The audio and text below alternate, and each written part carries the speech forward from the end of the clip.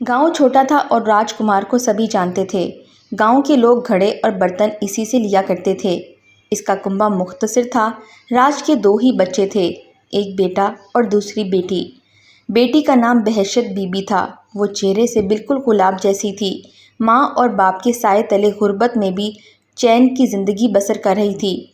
जब वो बड़ी हुई तो राज ने इसका ब्याह अपने भतीजे से कर दिया। ये लोग गधा गाड़ी चलाकर बार ढोते और मजदूरी करते थे। इनके घर में 3 गधे थे। दिन भर मजदूरी करके जब वो अपने गधे गाड़ियों पर घर लौटते तो गधों को सेन में बांध देते। सेन में इनकी गंदगी से ताफुन हो जाता तो बहशत की नींद हराम हो जाती। वो ऐसे माहौल की आदी ना थी। इनके घर का सहन तो साफ सुथरा रहता था। वो खुद सफाई पसंद थी। अब इसको इस ताफुन ज़्यादा सहन को रोज़ साफ करना पड़ता। झाड़ू लगाती तो मुंह और नाक को कपड़े से लपेट लेती, तब इसका दम घुटता। इसे ससुराल के घर में सहन में झाड़ू भौरी का काम सख्त नापसंद था, मगर हर हाल में ये काम करना पड़ता था कि सास ने इसी की ये ड्यूटी लगा दी थी। बहशत को इस घर से घिन आने लगी। वो माँ के पास आकर बहुत रोई कि मुझे वहाँ नहीं रहना। मुझे तो वड़ियल के वजूद से ही गधों की बदबू आती है। वो सारा दिन गाड़ी बानी करता है और घर आकर बगैर नहाए सो जाता है। जब शादी हो जाए तो लड़की को हर हाल गुजारा करना पड़ता है। माँ समझाती, मगर इस लड़की को समझ ना आती। इसकी चाची भी सख्त औरत थी। वो रोज़ाना लीद इसी से उठवाती। गर्ज वो ससुराल के माहौल से समझौता ना कर सकी। शौहर से इसकी लड़ाई होने लगी। तभी बहशत की ज़िंदगी दोज़ख बनकर रह गई। वो ससुराल से बरहम रहने लगी। बहशत शौहर को मजबूर करने लगी कि तुम माँ बाप से अलग हो जाओ और गधा गाड़ी चलाना छोड़कर कोई दूसरा काम कर लो। वो कहता, और कौन सा काम करूँ, मुझे कोई और काम आता ही नहीं। हम शुरू से ही गाड़ी बानी करते आए हैं और गाड़ी बांध ही रहे हैं। तुम मेरे वालिद से चाक चलाना सीख लो।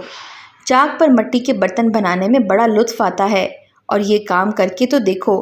ये बहुत मुश्किल काम है, मैं नहीं कर सकता। मैं सिर्फ गाड़ी बानी ही करूँगा। वड़ियल इसके ख्याल से मुत्तफिक ना हुआ तो बहशत मायूस हो गई। इसके ख्वाबों में तो शहर और वहाँ के साफ़ सुथरे नफीस लोग बसे हुए थे। वो कई बार बड़े घरों में बर्तन पहुँचाने हमरा अपने बाप के गई थी। इन लोगों का रहन सहन और रख रखाव देखकर हैरान रह जाती थी। इनके चेहरे, लिबास, घर, आंगन, बर्तन, हर शय साफ़ सुथरी उजली उजली होती, जो इसकी आंखों में राहत भरे एहसास घोल देती थी। बहशत का जी चाहता कि वो भी ऐसी ही ज़िंदगी बसर करे जैसे ये लोग गुजार रहे हैं, मगर वाए किस्मत के शौहर के आंगन में जानवरों की लीद ने इस नाजुक तबी के मिजाज में जहर घोल दिया। इंसान अपनी तबी के ख़िलाफ़ माहौल कब तक बर्दाश्त कर सकता है। बहशत अब बिलाखिर बीमार होकर चारपाई पर गिर गई। तब इसका बाप इसको शहर के डॉक्टर के पास ले गया। सोए इत्तफाक इस दिन डॉक्टर नहीं था। कंपाउंडर ने इसको इंतज़ार वाले हॉल में कमरे में बिठा दिया। कंपाउंडर का नाम जलाल था और ये नहायत होशियार और चालाक किस्म का नौजवान था। वो बहशत की बातों से जान गया था कि ये लड़की अपने माहौल से शाकी है और फ़रार चाहती है। इसने इसके साथ हमदर्दी जतलाई और इसकी तवज्जो हासिल करने में कामयाब हो गया।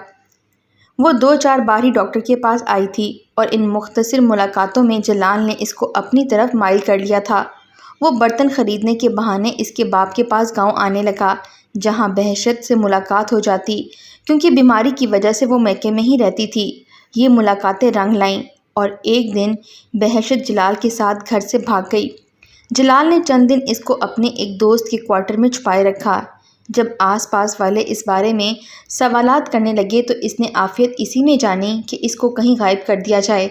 जलाल ने परेशानी के आलम में अपने एक दोस्त कौसर से मुश्किल बयान की और कहा कि ये लड़की अज खुद मेरे पास आ गई थी और घर वापस जाने को तैयार ना थी।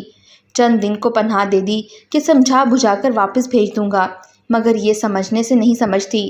वकार अपने क्वार्टर की चाबी मुझे दे गया था। अब वो बीवी बच्चों के साथ आने वाला है। इसकी छुट्टियां ख़त्म हैं। तुम कुछ मदद करो। कौसर ने पूछा कि तुमको मुझसे कैसी मदद चाहिए। यार, इसने पनाह मांगी है। मेरी शिकायत हो गई तो नौकरी चली जाएगी। ये बेसहारा औरत है, तुम इसको सहारा दे दो। बेहतर है इसको इसके वारसों के हवाले कर दो, फिर इसके वर्सा को इत्तला दे दो, वो खुद आकर ले जाएंगे। कौसर ने कहा, यह नामुमकिन है। वो लोग अब इसको हलाक तो कर देंगे, कबूल नहीं करेंगे। یہ مصیبت زدہ ہے تو پھر تم اس سے شادی کر لو۔ میری تنخواہ اتنی نہیں ہے کہ میں 2 کنبے پال سکوں۔ میری کسی نے ڈاکٹر سے شکایت کر دی تو اجڑ جاؤں گا۔ کوثر یار تم خوشحال ہو، اگر مجھ کو 30,000 روپے ادھار دے دو تو میں یہ روپے اس کے والدین کو دے کر معاملہ ختم کروا لوں گا۔ اس کے بعد سوچیں گے کہ کیا کریں۔ بہتر تو یہ ہے کہ تم اس بیچاری سے نکاح کر لینا، یہ ثواب کا کام ہے۔ بہشت کو ایک نظر دیکھنے کے شوق میں کوثر جلال کے ساتھ کوارٹر چلا آیا۔ بہشت نے گلابی رنگ کا لباس پہنا ہوا تھا، وہ بہت اچھی لگ رہی تھی۔ 30,000 کے بدلے یہ سودا برا نہیں تھا۔ کوثر نے سوچا اس نے 30,000 کی رقم جلال کو دے دی اور بہشت کو لے آیا۔ جانے جلال نے بہشت سے کیا کہا کہ وہ خاموشی سے کوثر کے ہمراہ چلی آئی۔ کوثر نے جلال سے کہا کہ مجھ کو اس عورت سے نکاح پڑھوانے کو طلاق نامہ چاہیے، ورنہ کل کنا کو میں مشکل میں پھنس جاؤں گا اور میں تم کو مہیا کر دوں گا۔ کچھ دن بعد جلال نے اسے طلاق نامہ لا کر دے دیا۔ کوثر بولا یہ نکاح نامہ اگر نقلی ہوا تو ٹھیک نہیں رہے گا، تم بھی گناہ گار اور میں بھی۔ کہنے لگا یہ اصلی ہے یا نقلی، لیکن اب اس کو اصلی جانو، میں نے رقم دے کر اس کو بنوایا ہے اور اس میں اپنی منقوہ ظاہر کرتے ہوئے میں اس کو طلاق دے رہا ہوں، اگرچہ میں نے اس سے نکاح نہیں کیا کیونکہ نکاح کرنے سے میں مجبور ہوں۔ کوثر جان گیا تھا کہ یہ طلاق نامہ اصلی نہیں ہے، لیکن رشوت سے کون سا کام نہیں ہوتا۔ بہرحال اس نے بہشت کو بتا دیا کہ جلال نے تمہیں میرے سپرد کر دیا ہے اور یہ طلاق نامہ بھی دے گیا ہے۔ یہ سن کر وہ حیران رہ گئی، بولی تم مجھ سے کیسے نکاح کر سکتے ہو جبکہ میرا نکاح جلال سے ہوا ہی نہیں؟ ابھی تک میں وریل کے نکاح میں ہوں۔ کوثر نے کہا شکریہ، تم نے مجھ کو صحیح بات بتا دی، میں جو کام کروں گا قانون کے مطابق کروں گا، لیکن پہلے تم مجھے بتاؤ کہ تمہارا ارادہ کیا ہے۔ اگر تم گھر لوٹ کر واپس جانا چاہتی ہو میں تم کو تمہارے وارثوں تک پہنچا دیتا ہوں۔ اگر تم جلال کے ساتھ محبت کے چکر میں نکلی تھی تو ظاہر ہے میں تمہاری محبت نہیں بن سکتا، ایسے میں تمہارا اپنے والدین کے پاس لوٹ جانا ہی بہتر ہے۔ اگرچہ مجھ کو جلال کی اس حرکت پر دکھ ہوا ہے مگر میں واپس لوٹ کر نہیں جا سکتی، وہ لوگ خواہ دیور ہو یا بھائی ہو مجھ کو زندہ نہیں رہنے دیں گے۔ اب میری زندگی تمہارے طرز کی رہن مند ہے، اب تم ہی مجھے ہمیشہ کے لیے پناہ دے دو۔ ٹھیک ہے، اگر تم مجھ سے نکاح پر تیار ہو تو پھر میں کل وکیل سے بات کرتا ہوں، وہی اس کا کوئی قانونی حل نکالے گا۔ اگرچہ میں کچھ زیادہ امیر نہیں پھر بھی تمہارا خرچہ اچھی طرح سے برداشت کر سکتا ہوں۔ میری بیوی کی وفات کو 3 برس گزر چکے ہیں، تم میرے ساتھ وفادار ہوگی تو میں تم کو خوش رکھنے کی ہر ممکن کوشش کروں گا۔ بہشت کے پاس اس کے سوا کوئی اور چارہ نہیں تھا کہ وہ کوثر سے شادی کر لے۔ اس نے وعدہ کیا کہ وہ عمر بھر اس کی وفادار رہے گی۔ اس کے وعدے پر یقین کرتے ہوئے کوثر نے فیصلہ کیا کہ وہ وکیل کے ذریعے کیس کرے اور بہشت کی طرف سے تنسیخ نکاح کا دعویٰ ڈال دے۔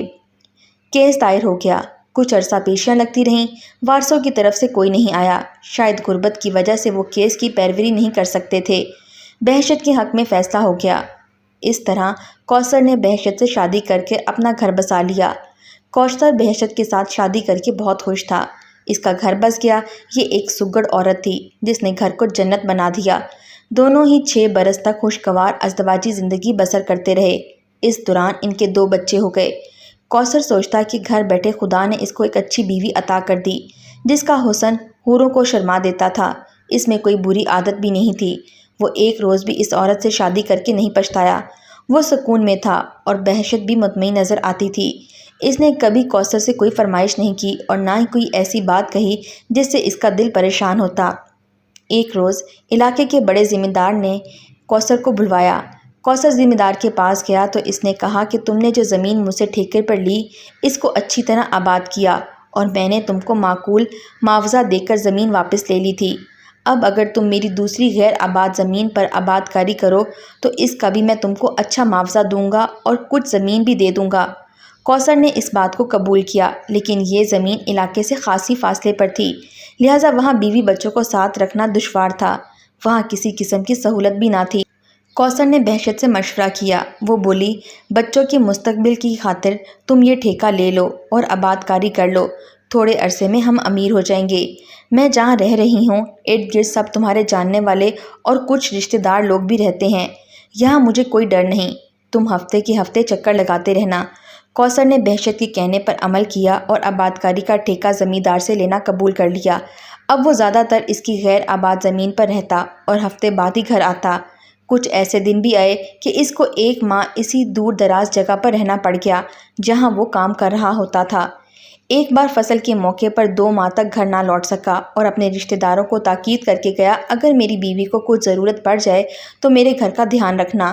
2 ماہ بعد جب کوثر گھر لوٹا تو بہشت کو وہاں موجود نہ پایا۔ ارد گرد سے معلوم ہوا، ایک ہمسائے نے بتایا کہ 3 روز قبل ہی وہ اپنے بچوں کے ساتھ چلی گئی ہے، جاتے ہوئے کسی کو کچھ نہیں بتایا۔ ہم سمجھے کہ آپ کی کسی رشتہ دار کے گھر جا رہی ہے۔ کوثر حیران تھا کہ وہ کہاں گئی ہے، سامان ویسے کا ویسے ہی پڑا تھا، وہ صرف چند جوڑے اپنے اور بچوں کے کپڑے ساتھ لے کر گئی تھی۔ یہ بہت پریشانی والی بات تھی۔ رشتہ داروں سے معلوم ہوا کہ وہ کسی کے گھر نہیں گئی تھی، آخر پھر کہاں تھی؟ ابھی وہ اسی ادھیڑ بن میں تھا کہ اس کو عدالت سے سمن ملنے لگے۔ بہشت نے استقرار حق کا کیس کر دیا تھا۔ وہ عدالت میں پیش ہوئی۔ اس نے بیان دیا کہ وہ اپنے پہلے شوہر وریل کی بیوی ہے، اس کا کوثر سے کسی قسم کا کوئی تعلق نہیں۔ اس بیان پر کوثر کی آنکھیں پھٹی کی پھٹی رہ گئیں۔ اب اس سے زیادہ پریشانی اس کے لیے کیا ہو سکتی تھی کہ جس عورت کے لیے روپیہ پیسہ لٹا بیٹھا تھا، وہ عورت اس کے بچے بھی ساتھ لے گئی تھی۔ جس عورت کو برے وقت سہارا دیا، اپنی جمع پونجی اس کے بدلے جلال کو دی، پھر مقدمے پر رقم خرچ کر کے اس سے نکاح کیا، وہ سچ بیان دے رہی تھی، وہ اس کی بیوی نہیں ہے، لہٰذا کوثر اس کو تنگ نہ کرے، کیونکہ وہ کسی اور کی بیوی ہے اور اس کے گھر میں خوش اور آباد ہے۔ کوثر نے سوچا ایسی عورت کو واپس لا کر گھر میں رکھنا اب اس کے لیے باعث شرم ہے، جو نکاح سے ہی انکاری ہے۔ وہ اس کی بچیوں کو بھی لوگوں کی نظروں میں گرا رہی ہے کہ میں ان کا ناجائز باپ ہوں۔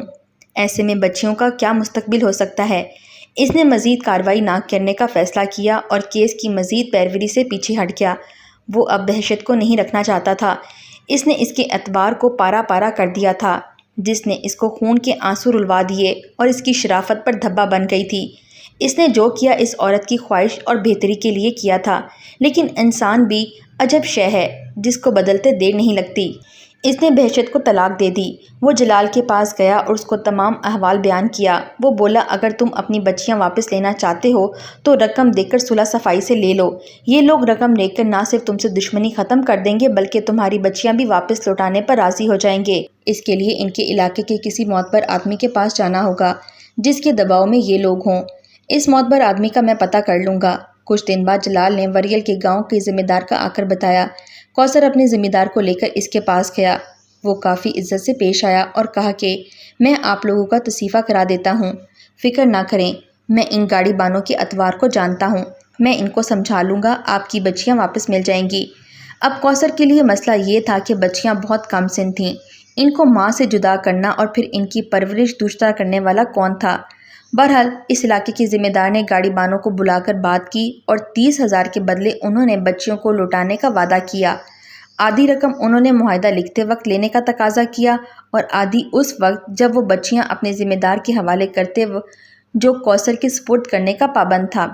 بچیوں کا مزید 4 سال ماں کے پاس ہی رہنا تھا تاکہ وہ کچھ سمجھدار ہو جائیں۔ معاہدہ ہو گیا۔ کوثر نے سوچا اس دوران میں کسی نیک گھرانے کی اچھی عورت سے شادی کر لوں گا، تب بچیاں سوتیلی ماں کی دیکھ بھال میں آ جائیں گی۔ معاہدے کو 6 ماہ بھی نہیں گزرے تھے کہ گاڑی بانوں کے علاقے کے ذمہ دار نے اطلاع کرائی کہ کوثر کی بچیاں گاڑی بان ان کے سپرد کر گیا ہے، آ کر لے جائے۔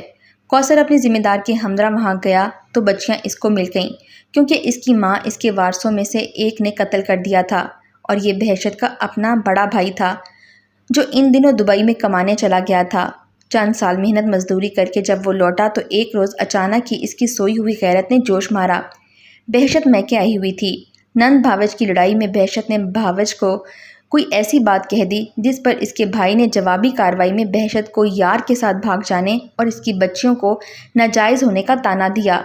بہشت کو طیش آ گیا اور وہ بھاوج کے گلے پڑ گئی۔ اس نے کہا کہ میرے تو ہیں، تمہارے بچے بھی ناجائز ہیں۔ اسی وقت اس کا بھائی گھر کے اندر آیا۔ اس نے ڈنڈا اٹھا کر زور سے بہن کے سر پر مار دیا۔ ایسی شدت کی چوٹ لگی کہ وہ گر کر بے ہوش ہو گئی۔ اس کا باپ اس کو ہسپتال لے آیا مگر وہ ہوش میں نہ آ سکی۔ کئی دنوں تک کومے میں رہنے کے بعد اسی حالت میں فوت ہو گئی۔ کوثر کو تو اس کی بیٹیاں مل گئیں۔